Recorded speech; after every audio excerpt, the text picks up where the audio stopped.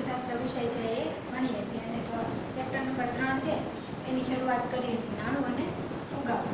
તો હવે તમને કીધું કે આપણે હવે જે બીજું રાઉન્ડ આવે છે ટેસ્ટનું, એની તૈયારી તમે કરતા રહેજો અને વાંચજો કે જેથી છે તમે એમાં સારી રીતે લખી શકો. હવે જે પ્રશ્નો છે મોસ્ટ ઓફ બધા પ્રશ્નો કવર કરી દીધા છે, તો તમારે છે એની તૈયારી છે વ્યવસ્થિત રીતે કરવાની છે. હવે ચેપ્ટર નંબર 3 1 થી 3 ચેપ્ટર એમાં છે, એમાં નાણું અને ફુગાવો પણ આ ચેપ્ટરનો સમાવેશ પણ થઈ જાય છે. તો તમને જે બધાને બેસ્ટ ઓફ લક છે એક્ઝામ માટે, તમારી ટેસ્ટ માટે. હવે છે આપણે જે છે એ આગળ વધારીએ. હવે આગળના લેક્ચરમાં આપણે શું ભણ્યા હતા? તો આગળના લેક્ચરમાં છે આપણે નાણાંના કાર્યો ભણ્યા હતા અને એની પહેલાં છે સાટા પ્રથાની મર્યાદા. જે સાટા પ્રથાની મર્યાદા હતી એ જ નાણાંના કાર્યો ભણ્યા. તો એ નાણાંના કાર્યો ભણ્યા પછી આપણે નાણાંના પ્રકારો હવે જોવાના છે કે નાણાંના કેટલા પ્રકારો છે. તો સામાન્ય રીતે જોઈએ તો નાણાંના આપણે શરૂઆતથી જોતા આવ્યા છીએ. તો વસ્તુ વિનિમય પ્રથાથી જ વિનિમયનું માધ્યમ કે મૂલ્યના સંગ્રાહક તરીકે કામગીરી કરવા માટે પશુઓ કે કિંમતી પથ્થરનો ઉપયોગ થતો. આપણે જોયું આગળ કે પશુઓ અને કિંમતી પથ્થરનો ઉપયોગ કરતા હતા, જેના ત્યારે નાણું છે કેવું તો અમલમાં નહોતું. નાણું અમલમાં ન હોવાને કારણે શું થયું કે આ પશુઓ છે પછી કંઈક વસ્તુઓ છે એને આપી અને તેની છે જરૂરિયાતો સંતોષાતી. પરંતુ હવે શું થયું કે ચલણી નોટો આવી ગઈ, સિક્કાઓ આવી ગયા, બેન્કિંગ સિસ્ટમ આવી ગઈ, જેના કારણે ક્રેડિટ કાર્ડ આવી ગયા, બેન્કિંગ સેવાઓ આવી ગઈ, ઈ બેન્કિંગ સેવાઓ, જેમાં નાણાંએ નવું જ સ્વરૂપ ધારણ કર્યું. એ પણ આપણે જાણીએ છીએ કે નાણાંએ નવું સ્વરૂપ કેના કારણે? તો કે અત્યારે જુઓ છો કે પૈસા તમારી સાથે લઈને જવા પડે છે નહીં, કાર્ડ હોય અથવા તો ફોન તમારી પાસે છે અને તમારું છે અંદર ગૂગલ પે છે અથવા તો પેટીએમ, ઘણી બધી એવી એપ છે જેના દ્વારા છે તમે એ કોઈ પણ વસ્તુ ખરીદી શકો છો અને એનો આર્થિક વ્યવહાર તમે કરી શકો છો. મારી કરતાં તમને વધારે ફાવતું હશે. ઈ બેન્કિંગ તમે યુઝ પણ કરતા હશો કે જેના દ્વારા છે ઓનલાઈન માધ્યમ દ્વારા કે આપણને ટેકનોલોજીના ઉપયોગને કારણે છે આપણે પૈસા સાથે પણ રાખવા પડતા નથી. મોબાઈલ ફોનમાં છે તમને તમારો પાસવર્ડ ખબર છે, કોઈ પણ એપ વાપરતા હોય તો આ બધી ઘણી બધી છે ઈ બેન્કિંગ એટલે નાણું અદૃશ્ય થઈ ગયું કે નાણું તમારે સાથે રાખવાની પણ જરૂરિયાત નથી. કેમ? ટેકનોલોજીનો યુગ આવ્યો એટલે આ બધી વસ્તુ શું થઈ ગઈ કે નાણું હવે તમારે સાથે પણ રાખવું પડતું નથી. તો ચાલો હવે એના પ્રકારો જોઈએ. તો એનો નાણાંનો જે પહેલો પ્રકાર છે વસ્તુ નાણું. હવે વસ્તુ નાણું એટલે કે આપણે જોયું કે વસ્તુના બદલામાં વસ્તુ આપતા હતા, તો વસ્તુ નાણું આવે કે વસ્તુના બદલામાં છે વસ્તુ આપવામાં આવે છે. પછી બીજું પશુ નાણું. તો આપણે જોઈએ છે કે પશુ જેની પાસે પહેલાના જમાનામાં હતા તો એની પાસે વધારે સંપત્તિ એમ કહેવાય. એ લોકો પશુ છે નાઈને ઘઉં જોતું હોય, ચોખા જોતું હોય, કોઈ પણ વસ્તુ જોતી હોય તો એના જરૂરિયાતના પ્રમાણમાં પશુ વેચી દે. હવે પશુને એક જગ્યાએથી બીજી જગ્યાએ લઈ જવા કેટલી બધી તકલીફ પડે. તો હવે એવું નથી રહ્યું. એની પછી પાછું કેવું ધાતુ નાણું વપરાતું કે ધાતુના સિક્કાઓ બનાવતા હતા. તમે રાજાશાહી છે ત્યારના તમે જો ટીવી સિરિયલ પણ જોતા હશો તો સમ્રાટ અશોક છે એ બધી સિરિયલ આવે છે, રાજા ચંદ્રગુપ્ત મૌર્ય છે, એવી સિરિયલમાં તમે જોજો કે ધાતુનું નાણું વપરાય છે. એ ધાતુ જે સોના મહોર હોય એ ધાતુમાંથી બનાવવામાં આવે, પછી જે રાજ્ય હોય એનો જે સિક્કો લગાડવામાં આવે અને એ સિક્કો છે એ બધા રાજ્યમાં એક રાજ્યમાંથી બીજા રાજ્યમાં છે એમ એનાથી જે રાજ્ય ઓળખાતું. પછી આવ્યું કાગદી નાણું, જે કાગળ નહીં, 500ની નોટ, 1000ની નોટ, કાગળ છે આપણે જોઈએ છે 1000ની નોટ, 500ની નોટ છે કાગળની છે, એ છપાય છે આરબીઆઈ ગવર્નરની સિગ્નેચર થાય છે પછી તે નોટ ચાલે છે. સિગ્નેચર વગરની નોટ ચાલે છે? નથી ચાલતી. કાગળનું નાણું આવી. પછી પાછું ટેકનોલોજી પ્લાસ્ટિકનું નાણું. તો પ્લાસ્ટિકનું નાણું કેવી રીતના ખબર છે? કૂપન આવે છે. અત્યારે તમે જે કંઈ પણ પ્રાઇસ તમને મળી હોય તો તમને 1000 રૂપિયાનું કૂપન આવે, 2000નું કૂપન આવે. કૂપનમાંથી તમારે કોઈ પણ દુકાનેથી વટાવવાનું આવે છે. તો પ્લાસ્ટિકનું નાણું. હવે વિચારો તમે કે કેટલી ટેકનોલોજી આગળ આવી કે આ બધા નાણાં છે કાગળમાંથી પ્લાસ્ટિક હોય, પ્લાસ્ટિકમાંથી બેંકમાં આવી બેંક નાણું કે તમારે છે હવે બેન્કિંગ વ્યવહાર તમારા મોબાઈલ દ્વારા થઈ જાય છે. ફોન સાથે હોય એટલે તમારી પાસે બધું છે. કેમ રીતે તમારો જે મોબાઈલ છે બેંક સાથે કનેક્ટ છે. ઈ બેન્કિંગની સેવા છે જેમાં તમારે નાણું સાથે રાખવું પડતું નથી. તો ટેકનોલોજીના કારણે અત્યારે આપણે સૌથી વધારે ઉપયોગી આ બેન્કિંગ, જ્યાં તમને પૈસા ચોરાવાની બીક નથી કે તમારે જે પૈસા કોઈ તમારી પાસેથી લઈ જશે, આટલા બધા પૈસા છે તો એક સાથે કેમ લઈને ફરવું, આવો બધો પ્રશ્ન જ નથી. કેમ કે હવે છે આપણી પાસે ઈ બેન્કિંગની સુવિધા છે. તમે કાર્ડ સ્વાઇપ કરો અથવા તો એક મોબાઈલમાંથી તે એક ખાતામાંથી બીજા ખાતામાં પૈસા ટ્રાન્સફર કરો, ખરીદી વેચાણનો વ્યવહાર કરો. એટલે કે માધ્યમ જ તે ઈ માધ્યમ આપણે ભણીએ છીએ કે બધું ઓનલાઈન માધ્યમ થઈ ગયું. આ શું કહે કે ઈમેલ છે, આપણે કેમ કોઈકને ઈમેલ મેળવીએ છીએ તો ઈ બેન્કિંગની સેવા થઈ કે તમારે છે એ ઇન્ટરનેટ દ્વારા બધું આપણને મળી જાય છે. તો આ હતા આપણા નાણાંના પ્રકાર. હવે નાણું તો આપણે ભણી ગયા કે નાણું કોને કહેવાય, નાણાંનો અર્થ શું છે, આગળ ભણ્યા વસ્તુ એટલે શું, વસ્તુ પછી વસ્તુ વિનિમય પ્રથા એટલે શું, સાટા પ્રથા એટલે શું, સાટા પ્રથાની મર્યાદા એટલે શું. હવે ભણવાનું છે ફુગાવો. ફુગાવો એટલે શું? ફુગાવો એટલે ફુગો નહીં, ફુગાવો એટલે ભાવ વધારો. શું થાય? ભાવ વધારો. હવે ભાવ વધારો એટલે શું પાછું કે ફુગાવાને આપણે છે ક્યારેક તમે સાંભળ્યું હોય, ટીવી જોતા હોય, સમાચાર જોતા હોય ત્યારે આવે છે કે અર્થતંત્રમાં ફુગાવો વધી રહ્યો છે. ક્યારેક તમે ઇકોનોમીના છે એ સમાચાર જોતા હશો અથવા તો જોયેલા હશો, અને નહીં જોયા તો હવે જોજો કે ઇકોનોમી છે એમાં ફુગાવો વધી રહ્યો છે, ભાવ વધારો સતત થઈ રહ્યો છે. તો એને શું કહેવાય છે? ફુગાવાનો કહેવાય. જો ફુગાવો અને ઇજારાશાહી બે અલગ અલગ છે. આ તમે 11મા ધોરણમાં ભણીને જ આવ્યા છો. ઇજારાશાહી એટલે શું? એક વખત રિપીટ કરાવી દો કે ઇજારાશાહી એટલે કે કોઈ પણ છે એક કંપનીનું છે એ બજાર પર પ્રભુત્વ હોય. કોઈ પણ હવે આપણે જોઈએ રિલાયન્સ માર્કેટ લઈએ તો રિલાયન્સ છે અત્યારે શું છે એ પ્રગતિમાં છે, બધી કંપનીને પાછળ છોડીને ત્યાં આગળ આવે છે. અને જે રિચાર્જની બાબતે જો બધી કંપનીને પાછળ રાખી દીધી તો એનો ઇજારો છે કેમ એ કંપની પ્રભુત્વ ધરાવે છે તો ઇજારાશાહી કહેવાય. પણ ફુગાવો એટલે ભાવ વધારો. ઇજારાશાહી હોય કે જેની માંગ વધારે. હવે રિલાયન્સ છે તો એની આપણે જોઈએ છે કે જીઓનું સૌથી વધારે બધા પાસે જીઓનું કાર્ડ છે તો એની ઇજારાશાહી ધરાવે છે રિલાયન્સ કંપની. પણ એની સામે બીજી વ્યક્તિ ઇજારો ધરાવતી નથી. તો ફુગાવો પણ એમ છે કે ફુગાવો એ તેનાથી તદ્દન અલગ છે કે ફુગાવો એટલે ભાવ વધારો. ઇજારાશાહી છે કોઈ પણ એક કંપની પ્રભુત્વ ધરાવે છે, જ્યારે ફુગાવો એટલે કે ભાવ વધારો, બધા ક્ષેત્રમાં ભાવ વધારો, કોઈ એક ક્ષેત્રમાં નહીં. હવે ભાવ વધારો છે આપણે જોઈએ ફુગાવાને સામાન્ય અર્થમાં શું કહેવાય છે, અહીંયા આપણે લખ્યું છે સામાન્ય રીતે છે ફુગાવાને ભાવ વધારા તરીકે પણ ઓળખવામાં આવે છે. હવે જો ભાવ વધારો છે આર્થિક સમસ્યા છે ને નાણાકીય ઘટના પણ છે. જો ફુગાવાનો આધાર જ નાણાકીય ઘટનાઓ પર રહેલો છે. અર્થતંત્રમાં છે એ ફુગાવો વધે ને તો બધા ક્ષેત્રમાં ભાવ વધારો થાય. તો નાણાકીય ઘટના આર્થિક સમસ્યા છે. હવે નાણાંને લગતું કાર્ય છે ફુગાવો. ફુગાવો શેના કારણે? ભાવ વધારો. ભાવ શેના કારણે વધે? કિંમત વધવાને કારણે. કિંમત શેનાને કારણે? નાણાંનું મૂલ્ય વધ્યું એના કારણે. તો આર્થિક સમસ્યા થઈ, આ ઉપરાંત શું થયું? નાણાકીય ઘટના છે, અર્થતંત્રને લાગુ પડતી ઘટના છે, એટલા માટે નાણાકીય ઘટના છે. તો આપણે સામાન્ય અર્થમાં સમજીએ તો ફુગાવો એટલે શું થાય છે? ભાવ વધારો. ચાલો આપણે હવે બુક્સમાં પણ જોતા જઈએ સાથે.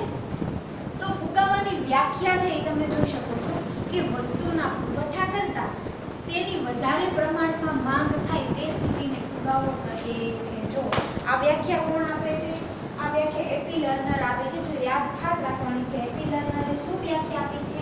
વસ્તુના પુરવઠા કરતાં તેની વધારે પ્રમાણમાં માંગ હોય. હવે જો તમને ઉદાહરણ દ્વારા સમજો એટલે તમને વધારે સમજાશે કે વસ્તુના પુરવઠા કરતાં તેની વધારે પ્રમાણમાં માંગ હોય. હવે દાખલા તરીકે તમે માની લો બજારમાં છે એક આપણે સારું એવું ઉદાહરણ લઈએ કે બજારમાં છે એ 500 એલસીડી છે. વિચારો હવે આખા બજારમાં ટોટલ કેટલા એલસીડી છે? એલઈડી રાખીએ ચાલો 500 એલઈડી છે. આ આપણો પુરવઠો છે. હવે 500 એલઈડી છે એની સામે છે આ પુરવઠો, એની સામે માંગ આપણે જોઈએ તો માંગ છે 700 એલઈડી ની છે. તો જો આ પુરવઠો છે, આ માંગ છે, તો માંગ તમે જુઓ કેટલી છે? 700 છે, જ્યારે પુરવઠો 500 નો છે. હવે પાછી તમને આઈડિયા તો આવશે ને કે 500 નો પુરવઠો છે, હવે 700 ની માંગ છે. તમે વેપારી હોય ને, તમે વેપારીની દ્રષ્ટિએ વિચારો. વેપારી તમે હશો તો તમે વિચારો તો તમે શું કરશો કે મારે માંગ વધારે છે, તરત પ્રશ્ન આવશે મને હું નફો પણ વધારી શકું.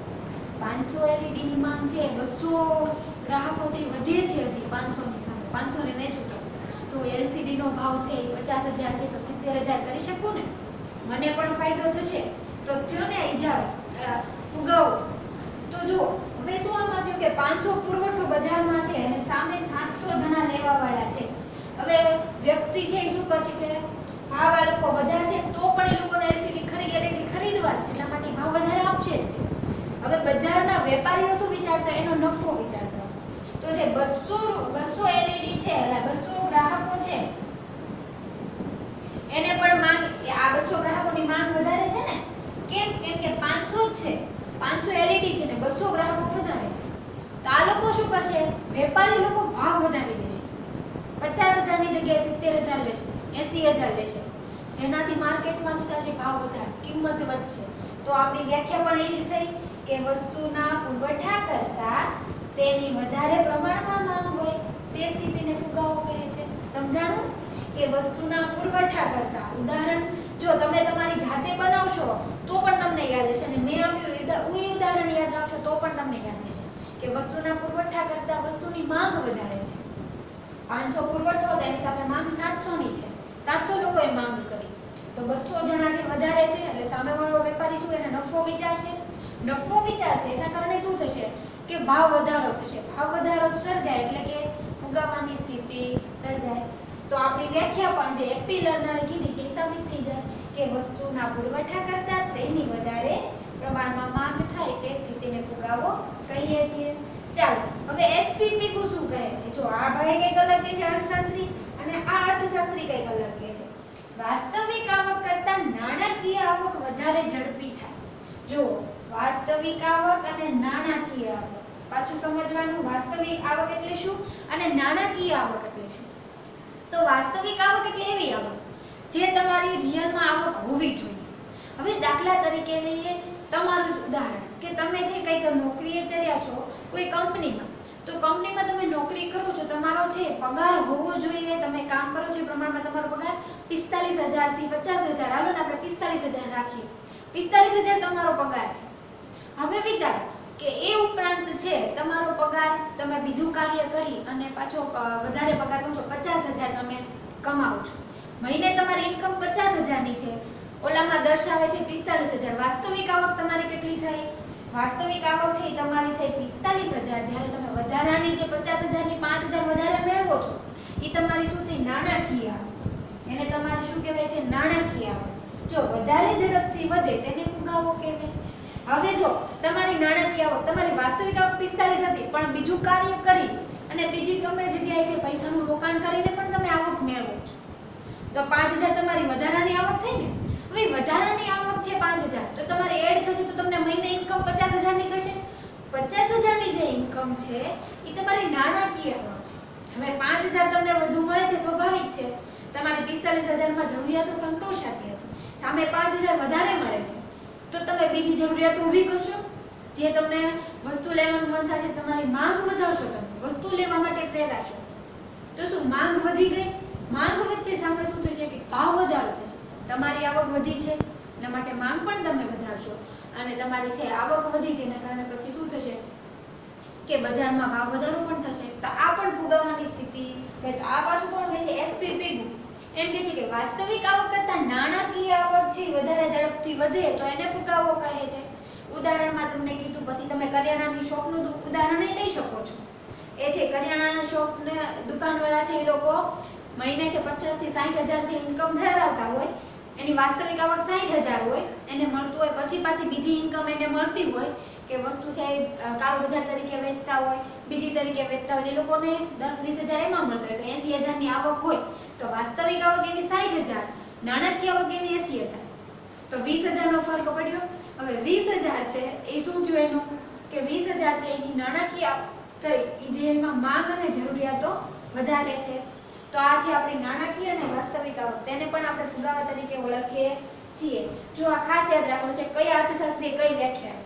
તો એપી લર્નર શું કહે છે કે વસ્તુના પુરવઠા કરતા એની માંગમાં વધારો થાય તો એ સ્થિતિને ફુગાવો કહીએ છીએ. અને જ્યારે એસપી શું કહે છે કે વાસ્તવિક આવક કરતા નાણાકીય આવક વધારે, તો એને પણ છે આપણે ફુગાવો કહીએ છીએ.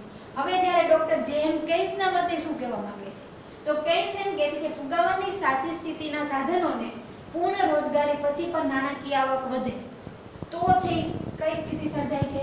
ફુગાવાની સ્થિતિ સર્જાય છે. જો ફુગાવાની સાચી સ્થિતિના સાધનો, હવે પૂર્ણ રોજગારી, ઉત્પાદનના સાધનો આપણે ધોરણ 11 માં ભણી ગયા. ઉત્પાદનના છે 4 સાધનો છે: જમીન, મૂડી, શ્રમ અને નિયોજન. આ 4 સાધનો છે એ ચારેય સાધનોને પૂર્ણ રોજગારી મળી રહી છે. હવે પૂર્ણ રોજગારી એટલે ચારેય સાધનોને જે આપણે કાર્ય કરવા માટે રાખ્યા છે, કોઈ પણ કંપનીમાં છે તો કંપનીમાંથી મળી રહે છે, શ્રમિકોને શ્રમ મળી રહે છે, મૂડી છે તો મૂડી ઉદ્યોગપતિકારીઓને જે રોકાણ કરે છે એમાંથી મળે છે, જમીન છે તો જમીનમાં જે વાવેતર કરે છે ઉત્પાદનમાંથી મળતી વસ્તુઓ છે, અને નિયોજક છે જે વ્યક્તિ પોતે કાર્ય કરે છે એને પણ પૂર્ણ રોજગારી મળી રહે છે. તો ચારેય સાધનો કાર્ય કરે છે. આ ચારેય સાધનો કાર્ય કરે છે અને પછી નાણાકીય આવક વધે. હવે જુઓ, હવે આ ચારેય સાધનો કાર્યમાં છે, એની આવક પણ સારી છે, એની નાણાકીય આવક પણ સારી છે, વાસ્તવિક આવક પણ સારી છે. તો એ ઘટનાને પણ આપણે શું કહીએ છીએ? ફુગાવો. કેમ કે આવક સારી છે એટલે એની જરૂરિયાતો વધી જશે. 50,000 નો પગાર ધરાવતો હોય એ જ વ્યક્તિને છે એ આપોઆપ છે 2-3 મહિનામાં છે 60,000 થી 70,000 ની આવક થઈ જાય તો એની આવક પણ વધી, સાથે સાથે એની શું થાય? જવાબદારી વધી જાય, જરૂરિયાતો વધી જાય. જો આવક વધશે એની સાથે લોકો એની જરૂરિયાતો વધારશે. ખબર છે કે મારે 50,000 માં જે બધી જે જરૂરિયાતો હતી સંતોષાતી હતી, પરંતુ હવે 20,000 વધારાના આવે છે તો પાછી જરૂરિયાતો વધારશે. એના જે મોજશોખના સાધનો છે એ લેશે. મર્યાદિત આપણે જોઈએ છે જરૂરિયાતો અમર્યાદિત છે કે જે ખૂટતી જ નથી, જીવનભર ચાલ્યા જ રાખે છે. તો પાછી એ સ્થિતિને આપણે ફુગાવા તરીકે ઓળખીએ છીએ. જો ફુગાવાનો અર્થ છે વારંવાર એક માર્કમાં વ્યાખ્યામાં પૂછાય છે કે ફુગાવાનો અર્થ સમજાવો, તો આ ત્રણમાંથી તમે કોઈ પણ અર્થ તમને જે સહેલો લાગે એ યાદ રાખી શકો છો. કે એપી લર્નર છે તો એનું ઉદાહરણ તમે ખાલી યાદ રાખો તોય તમને છે એ યાદ રહી જશે એની વ્યાખ્યા. વાસ્તવિક આવક છે એ યાદ રહી જશે. પણ સામાન્ય રીતે તમને ખાલી તમે આટલું લખો તો પાછું માર્ક ન મળે કે ફુગાવો એટલે ભાવ વધારો, તો એનો એક માર્ક ન મળે. ફુગાવો એટલે તમે છે આ ત્રણમાંથી છે કોઈ પણ એકની વ્યાખ્યા લખી શકો છો. હા, વિકલ્પમાં પૂછાયું હોય કે ફુગાવો એટલે શું, તો લખી શકો ભાવ વધારો. પછી આગળ જોઈએ ફુગાવાના લક્ષણ. હવે જો ફુગાવો તો છે તો કેના કારણે વધતું છે એના લક્ષણો આપણે જોવાના છે. તો ભાવ સપાટીમાં સતત વધારો થતો, એનું પહેલું લક્ષણ. ભાવ સપાટીમાં સતત વધારો થાય તો ફુગાવો કહી શકાય. હવે જો ભાવ સપાટી એટલે કઈ રીતના, આપણે ઉદાહરણ તરીકે લઈએ બજાર છે તો બજાર આપણે માર્કેટ કહીએ કે અર્થતંત્રમાં જે બજારમાં ભાવ સપાટી હોય, બધા ક્ષેત્રમાં ભાવ વધતો, આપણે નિશ્ચિત દરે ભાવ કરેલો છે ને નક્કી, ભાવ સપાટી વધતી હોય તો પણ શું થાય કે ફુગાવાની સ્થિતિ દર્શાય, પહેલું લક્ષણ છે. હવે જો ભાવ સપાટી છે એમાં વધારો કેના કારણે થાય કે દેશના અર્થતંત્રમાં જો કોઈ પણ છે આર્થિક સમસ્યા ઊભી થતી હોય ત્યારે પણ ભાવ સપાટીમાં વધારો થાય, તો પહેલું લક્ષણ શું કે ભાવ સપાટીમાં સતત વધારો થાય તો પણ ફુગાવો સર્જાય. બીજું લક્ષણ, અર્થતંત્રમાં બધા જ ક્ષેત્રમાં ભાવ વધારો થાય. જો કોઈ એક જ ક્ષેત્રમાં ભાવ વધારો થાય તો પાછો એને ફુગાવો કહેવાય નહીં. એને શું કહેવાય? કોઈ પણ એક જ કંપનીનું પ્રભુત્વ હોય તો ઇજારાશાહી કહીએ છીએ. અર્થતંત્રના બધા ક્ષેત્રમાં, એટલે કે બધા ક્ષેત્રો કયા કયા આવે? ઉત્પાદન કરતા ઉદ્યોગો છે, પછી રોજગારી આપતા કોઈ પણ કંપની છે, બધી વસ્તુ આવી જાય કે એમાં રોજગારી મળતી હોય બધી વસ્તુમાં ભાવ વધારો હોય, વસ્તુ ખરીદવાની છે એમાં ભાવ વધારો હોય, તો એ બધી વસ્તુમાં જે બધા જ ક્ષેત્રમાં ભાવ વધારો થાય તો પાછી ફુગાવાની સ્થિતિ સર્જાય. આપણે જોઈએ છીએ અત્યારે કહીએ છીએ કે મોંઘવારી આવતી જાય છે, એક કઈ વસ્તુમાં ભાવ ઘટ્યા એવું આપણે કહી શકીએ છીએ નહીં. કેમ કે અત્યારે છે આપણે જોઈએ છીએ બધી વસ્તુમાંથી સતત ભાવ વધારો થતો જાય છે. તો ભાવ વધારો છે તે ફુગાવાની સ્થિતિ તરફ આગળ વધે છે. પછી ત્રીજું લક્ષણ, નાણાંનું મૂલ્ય ઘટતું જાય. જો શું થાય? નાણાંનું મૂલ્ય ઘટતું જાય એટલે કેવી રીતના? હવે તમે ઉદાહરણ તરીકે લઈ શકીએ કે નાણાંનું મૂલ્ય કઈ રીતના ઘટે. હવે તમારી પાસે માનો કે 5 રૂપિયા છે, 5 રૂપિયા છે એની તમે દુકાને જાઓ છો તો ચોકલેટ લેવા જાઓ છો તો 5 રૂપિયાની જે 5 ચોકલેટ આવે છે એટલે રૂપિયાની એક ચોકલેટ થઈ. હવે જ્યારે 5 રૂપિયાની છે, 5 રૂપિયા લઈને જાવ છો ત્યારે કેટલી છે? 5 રૂપિયાની 5 ચોકલેટ આવે, કેમ કે રૂપિયાની એક ચોકલેટ. હવે ભાવ વધારો થયો કે આ જ પૈસા લઈને જાવ છો ત્યારે 5 રૂપિયાની એક જ ચોકલેટ આવે છે. કેટલી? એક જ ચોકલેટ. તો શું થયું? નાણાંનું મૂલ્ય ઘટી ગયું. 5 રૂપિયા જ્યારે તમે પહેલા લઈને જતા હતા ત્યારે શું થતું હતું? 5 ચોકલેટ આવતી હતી, અને હવે જ્યારે લઈને જાઓ છો ત્યારે કેટલી ચોકલેટ આવે છે? એક જ ચોકલેટ આવે છે, જેના કારણે નાણાંનું મૂલ્ય પણ ઘટતું જાય છે. પૂર્ણ રોજગારીની સ્થિતિ પછી વધતી સપાટી, ભાવ સપાટી એ ફુગાવો છે. જો પૂર્ણ રોજગારી, અહીંયા આપણે જોયું કે તથા ઉત્પાદનના જે ચાર સાધનો છે, જમીન, મૂડી, શ્રમ અને નિયોજન, બધાને રોજગારી મળી રહે છે તો સતત ભાવ વધારો થાય તો શું થાય? એને આવક વધી એટલે ભાવ વધારો થવાનો જ છે. તો એના ચાર લક્ષણ છે, મોસ્ટ આઈએમપી છે કે 2 માર્કમાં પૂછાય છે કે ભાવ સપાટી ફુગાવાના લક્ષણો જણાવો. તો પહેલું, ભાવ સપાટીમાં સતત વધારો. બીજું, અર્થતંત્રના બધા જ ક્ષેત્રમાં છે એ ભાવ વધે છે. ત્રીજું, નાણાંનું મૂલ્ય ઘટતું જાય છે. અને ચોથું, પૂર્ણ રોજગારીની સ્થિતિ છે ઊભી થાય છે. હવે જો આની પછી ફુગાવાને સમજવા માટે છે કેટલીક બાબતો પણ ધ્યાનમાં લેવી જોઈએ, જે હું પુસ્તકમાં વાંચું છું, તમે પણ જોતા રહેજો. તો પહેલી બાબત એ છે કે સરકારે કાયદા દ્વારા, સબસિડી દ્વારા અને ભાવ સપાટી દબાવી રાખી હોય તો ભાવ ન વધતા હોવા છતાં ફુગાવો છે તેને દાબેલો ફુગાવો પણ કહે છે. જો પહેલા તો આ છે અંડરલાઈન કરજો. 1 માર્કનો ક્વેશ્ચન નીકળે છે કે દાબેલો ફુગાવો એટલે શું? પૂછાય છે દાબેલો ફુગાવો એટલે શું? તો ભાવ ન વધવા છતાં હોવા છતાં ફુગાવો છે તેને દાબેલો ફુગાવો પણ કહીએ છીએ. જો હવે સરકાર દ્વારા, હવે એ કેમ સમજવું કે સરકાર દ્વારા, કાયદા દ્વારા, સબસિડી દ્વારા છે ભાવમાં વધારો ન થતો.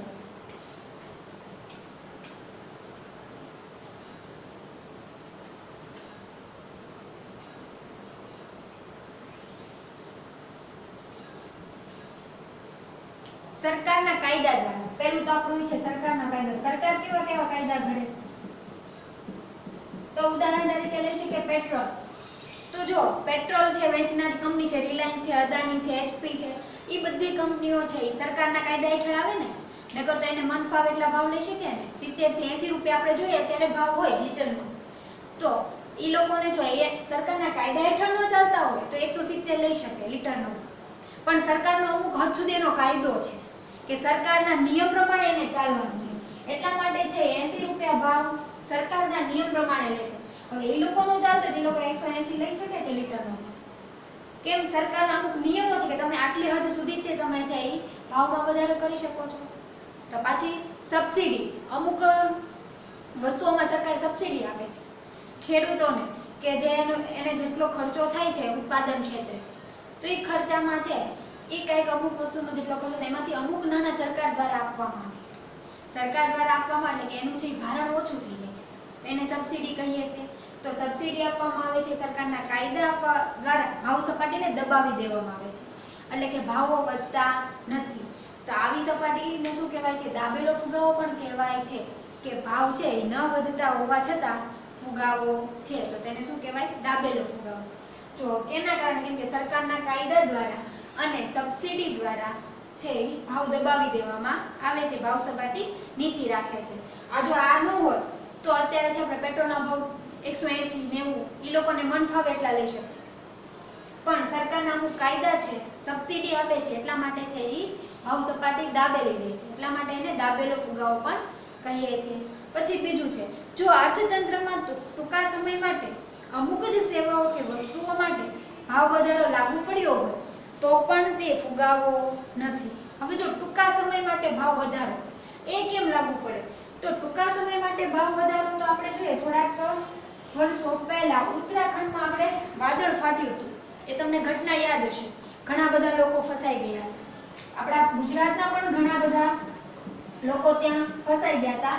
ઘણી બધો વરસાદ આવ્યો તો પૂર છે એવી પરિસ્થિતિ આવી હતી.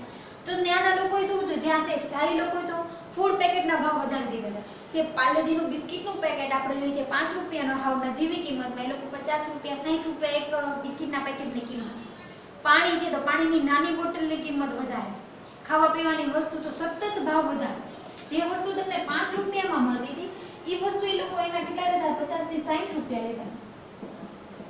તો આ શું થયું કે એક પ્રકારની છે ફુગાવો નથી, પણ અમુક સ્થિતિ માટે, ટૂંકા સમય માટે. હવે જો એ સ્થિતિ ઉત્તરાખંડમાં વાદળ ફાટ્યું હતું, હવે એ સ્થિતિ છે કાબુમાં આવી ગઈ તો ત્યાં ભાવ હોય પણ સામાન્ય થઈ ગઈ. અત્યારે જે આપણને અહીંયા જે ભાવમાં મળે છે એ જ ભાવમાં ત્યાં વસ્તુ મળવા લાગી. તો શું થયું કે આ સ્થિતિ છે ફુગાવાની સ્થિતિ કહેવાય નહીં. ટૂંકા સમયગાળા માટે છે એ ફુગાવાની સ્થિતિ સર્જાતી નથી. પછી ત્રીજું છે, અર્થતંત્રમાં સાધનો બેકાર પડ્યા હોય ત્યારે ઉત્પાદકો વધુ ઉત્પાદન કરવા પ્રેરાય છે અને આથી આ સાધનો કામે લાગશે અને ઉત્પાદન વધતા ભાવો ઘટશે. હવે જો અર્થતંત્રમાં બેકાર પડેલા કાર્ય, હવે બેકાર પડેલા સાધનો એટલે કે જમીન, મૂડી અને શ્રમ, ઉત્પાદનના સાધન, જો એ બેકાર પડ્યા છે તો શું થશે કે ઉત્પાદકો વધુ કામ કરવા પ્રેરાશે. હવે જમીન, મૂડી, શ્રમ છે બેકાર વસ્તુ પડી છે તો શું કરશે કે એને કાર્ય કરવા માટે પ્રેરણા આપવાની અને સાધનો કામે લાગશે અને ઉત્પાદન કરતા થશે. હવે જો ઉત્પાદન વધશે, નાણાકીય આવક વધશે એટલે લોકોની જરૂરિયાત અને એની સામે ભાવમાં વધારો થશે. ટૂંકમાં પૂર્ણ રોજગારીની સ્થિતિ પછી અર્થતંત્રના બધા જ ક્ષેત્રોમાં ભાવ સપાટી સતત વધ્યા કરે તેને ફુગાવો કહે છે. અને આવો ફુગાવો આર્થિક વિકાસને અવરોધક છે. જો સતત ભાવ વધારો એટલે ભાવ વધારાને છે સામાન્ય વ્યક્તિ પહોંચી શકતા નથી, એટલા માટે છે ભાવ વધારો છે એ અર્થતંત્રને પણ શું કરે છે? અવરોધક પરિબળ છે, કેમ કે અર્થતંત્રનો વિકાસ નથી થતો. ભાવ વધારો થશે, ભાવ સપાટી વધતી જશે ને એટલે સામાન્ય લોકો છે એ ભાવ સપાટીને જે આંબી શકશે નહીં, જેના કારણે છે સતત ભાવ વધારો થયા રાખે છે. હવે ફુગાવાના કારણો છે એ આપણે આગલા લેક્ચરમાં જોઈશું. તો આ તમારે છે ફુગાવાનો અર્થ, પછી ફુગાવાના છે એ લક્ષણો એ ખાસ યાદ રાખવાના છે, એની વ્યાખ્યા ખાસ યાદ રાખવાની છે. અને જો વ્યાખ્યા ન યાદ રહે તો ઉદાહરણ દ્વારા યાદ રાખ, કેમ કે 1 માર્કમાંથી ખાસ છે વ્યાખ્યા પૂછાતી હોય છે. આભાર.